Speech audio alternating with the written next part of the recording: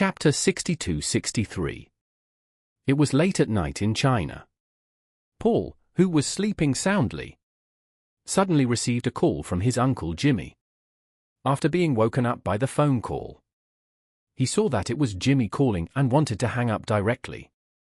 But after thinking carefully, although his uncle had always been annoying, he was about to become his mother's subordinate in changing automobile.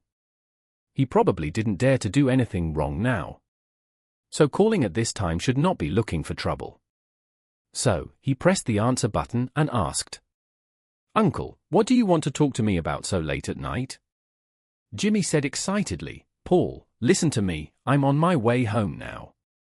After I go back and settle your aunt and your brothers and sisters, I will come back to China early tomorrow morning."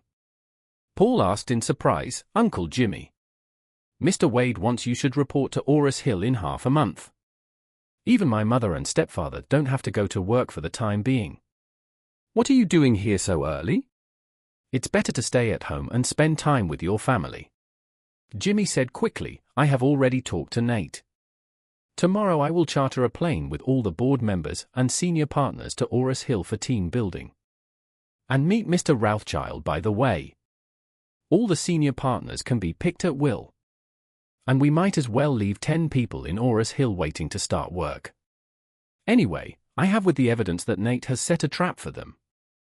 They will definitely not refuse to stay in China." Paul said, "Uncle Jimmy, since you already have the evidence, you won't be in a hurry, right? Why don't you take a good rest in the United States for a few days? When my mother and stepfather come back, it won't be too late for you to organize them to come here. And it will be just right for Mom to screen them personally." Jimmy said impatiently, "Paul, I'll tell you the truth. I just don't want Nate to be so arrogant anymore. While he is in high spirits now, I will take him directly to China and pour a basin of cold water on him. And then cut off a few pieces of his meat, so that I can get revenge.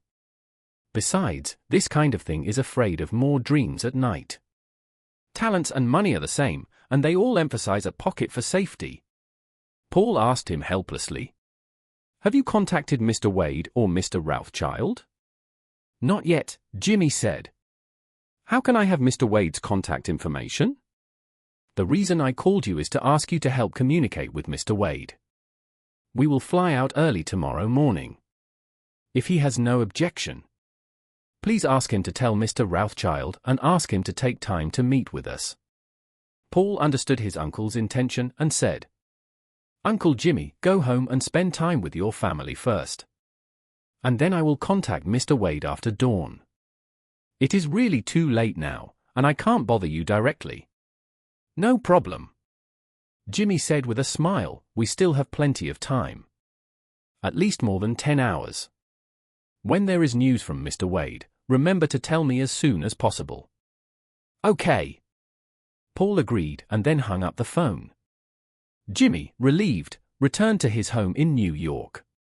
The first thing his wife said when she saw him was, "Did Maiching agree to give you some shares?" Jimmy's good mood just now was ruined by this sentence. He said angrily, "Give me back the shares? I almost disappeared from the Chinese world. Fortunately, I am still useful, otherwise I might not be able to come back." His wife exclaimed, "What? Maiching dared to do something dirty to you?" "It's not her." Jimmy waved his hand and whispered, "Remember, don't call her by her name in the future. No matter where you are, whether in front of people or behind their backs. You must call her sister-in-law in Chinese respectfully. No matter what language you use to talk to others about her, you must say the Chinese word sister-in-law. Do you understand?" His wife said in surprise, "That's not what you said before you left. You said that your eldest brother is dead, and you and Maiching had no relationship anymore. The only thing left was a relationship of interest. Why are you calling her sister-in-law now?" Jimmy sighed, "Sister-in-law is powerful now. She married a man with unfathomable connections. Even Steve Rothschild is polite to him." "Steve Rothschild?" the wife said in shock. "He? Didn't he just become the first heir of the Rothschild family some time ago? Mei-Ching's new husband actually knows him. Jimmy glared at her and said angrily, "I told you to call her sister-in-law. You don't understand, right?"